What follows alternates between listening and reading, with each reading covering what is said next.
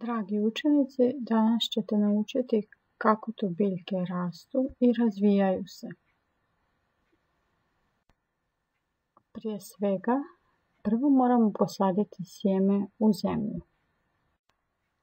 Da bi sjeme počelo klijati, odnosno rasti, potrebni su nam svjetlost i toplina, voda, zrak i tlo. A naša biljka će onda rasti i rasti i rasti. Na kraju, u cvijetu naše biljke nalazi se sjeme od kojeg nastaju nove biljke. I tako u krug.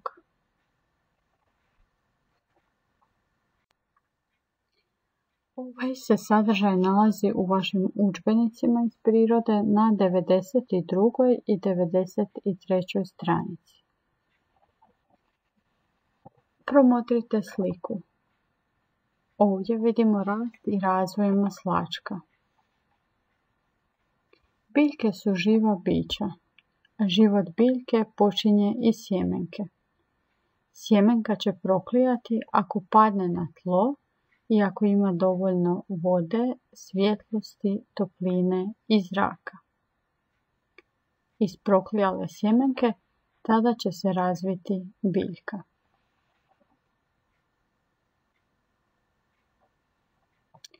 Promotrite ove crteže. Usporedite izgled sjemenke i izrasle biljke maslačka.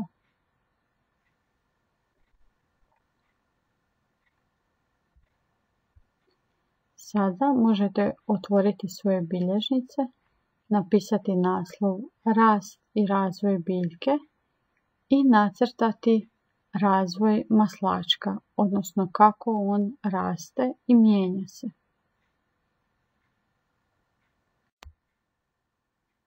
Kada ste to napravili, možete otvoriti 87. i 88. stranicu u svojim radnim bilježnicama. Vaš će zadatak biti da pratite rast i razvoj sjemenke graha. Zato će vam biti potrebna sjemenka graha, jedna staklenka, papirnati kuhinjski ručnik, odnosno ubrus i voda. U prozirnu staklenku stavit ćete zgužvani papirnati ručnik i umetnuti sjemenku graha između papira i staklenke.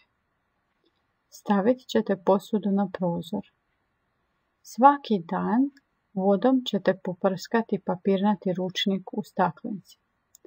Promatrat ćete rast i razvoj biljke graha tijekom 4 tjedna i opisati svoja zapažanja.